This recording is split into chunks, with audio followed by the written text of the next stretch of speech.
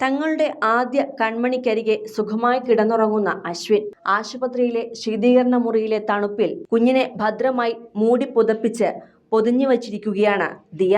അതിനരികെ 2 ദിവസമായുള്ള ഉറക്കച്ചടവ് മുഴുവൻ ഉറങ്ങിത്തീർക്കുകയാണ് അശ്വിൻ. അതിന്റെ മനോഹരമായ ചിത്രം പങ്കുവെച്ചുകൊണ്ട് ദിയ പറഞ്ഞത് തന്റെ ഹൃദയമിടിപ്പുകളാണ് ഇത് എന്നാണ്. ആ ചിത്രം സോഷ്യൽ മീഡിയയിൽ പങ്കുവച്ചതോടെ നിരവധി പേരാണ് ആ ചിത്രം ഏറ്റെടുക്കുന്നത്.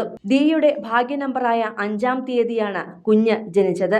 തന്റെ ജനനത്തിലൂടെ ഉണ്ടായ ഭാഗ്യം കുഞ്ഞിലൂടെ തുടരുമെന്നാണ് ദിയ ഇതിലൂടെ വിശ്വസിക്കുന്നതും.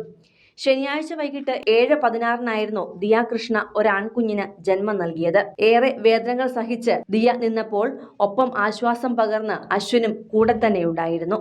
ദിയയുടെ വേദനകളും പ്രശ്നങ്ങളുമെല്ലാം അശ്വിൻ്റേതു കൂടിയായിരുന്നു. അതുപോലെയാണ് അശ്വിൻ കണ്ടതും ദിയയ്ക്കൊപ്പം നിന്നതും. ഒടുവിൽ കുഞ്ഞിനെ കൈകളിലേക്ക് കിട്ടിയപ്പോൾ സമാധാനത്തോടെ കിടന്നുറങ്ങുകയാണ് അശ്വിൻ.